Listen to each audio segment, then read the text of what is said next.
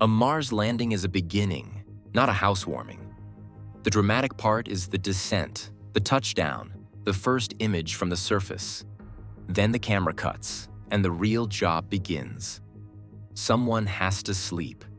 Someone has to breathe recycled air, drink recovered water, manage waste, repair filters, check pressure, exercise, cook, communicate, and stay calm while the outside remains lethal every second of every day.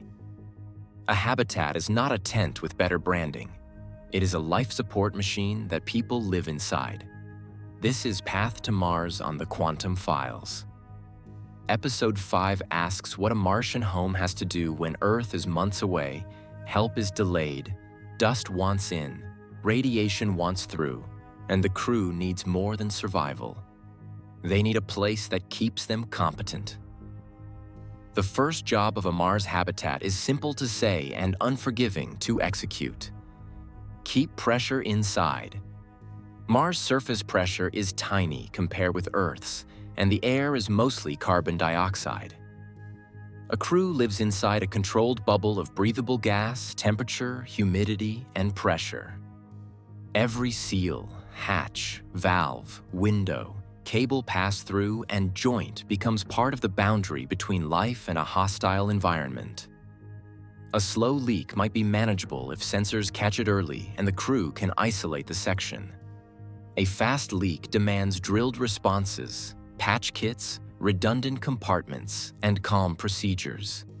Micrometeoroid protection also matters, because Mars does not have Earth's thick atmosphere to burn up every small incoming particle before it reaches the surface.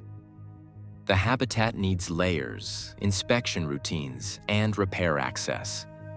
None of that looks like the romance of exploration, but exploration ends quickly if the house cannot stay sealed.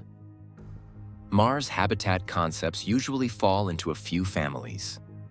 Rigid modules are pressure vessels launched mostly in their final shape. They are familiar from spacecraft and stations, and engineers know a lot about how metal cylinders behave under pressure. The drawback is volume. Rockets are narrow, fairings are finite, and every cubic meter launched from Earth is expensive. Inflatable or expandable habitats offer more internal volume after landing because they pack smaller and deploy larger. That can improve comfort and usable space, but the materials, deployment sequence, puncture resistance, and long-term certification all have to be trusted. Hybrid designs use hard cores for critical systems and expandable sections for living space. No approach wins because it sounds futuristic. The right answer may depend on mission duration, landing mass, shielding strategy, crew size, and how much assembly robots can complete before people arrive. A Mars home is not a style choice. It is a set of trade-offs under pressure. One of the best building materials on Mars may be Mars. Regolith, the loose broken material on the surface, can help block radiation and smooth out temperature swings if it is placed over or around a habitat. Concepts include burying modules, piling berms against walls, using bags or blocks of local material, or placing habitats near natural features that provide partial shelter.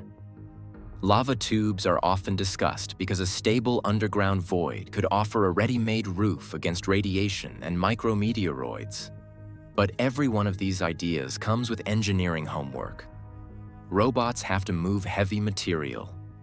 Structures have to handle loads. Dust has to be controlled. Lava tubes would need careful mapping, access routes, and confidence that the ceiling is safe. Local shielding is promising because shipping all shielding from Earth is costly. It is not magic, because every shovel of Mars still has to be moved, verified, and kept out of the machinery that keeps people alive. Inside the habitat, life support is the roommate that never sleeps. It removes carbon dioxide, adds oxygen, controls humidity, filters particles, manages trace contaminants, recovers water, handles waste, moves heat, detects fire, and keeps the atmosphere within limits the crew can tolerate. The more closed the loop, the less resupply a mission needs from Earth. That is the upside. The downside is that closed loops can become complicated loops. A dirty filter, a tired pump, a microbial problem, or a sensor drift can ripple through the system.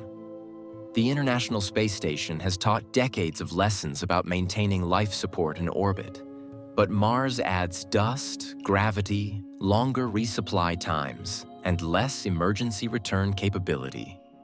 A good habitat monitors itself clearly, lets crews repair parts without heroics, carries spares for likely failures, and degrades gracefully instead of jumping from normal to disaster. Comfort matters, but reliability is the comfort people trust. Food is where Mars dreams often become lush too quickly. Greenhouses are appealing because plants can provide fresh food, psychological benefits, and some recycling of carbon dioxide and water. NASA and research partners have studied plant growth in controlled systems for years, and future Mars crews may benefit from small crop modules.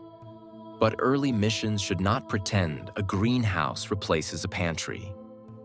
Plants need light, water, nutrients, temperature control, pest management, and crew time. Crop failure cannot mean mission failure. So the first habitat likely carries stable food reserves while using plant growth as a supplement and research platform. Water is similar. Recovery systems can recycle a high fraction of water, and local ice may eventually help, but the system has to handle leaks, cleaning, and quality control. A home that lasts treats food and water as engineering loops, not mood boards. The dream is fresh lettuce under a red sky. The requirement is enough safe calories and water when the lettuce experiment has a bad month. Packaging matters too. Food has to survive launch loads, cruise storage, radiation exposure within acceptable limits, and months on the surface without becoming waste before it becomes dinner. Every menu choice is also a mass, morale, and reliability choice. A habitat protects bodies, but it also shapes minds.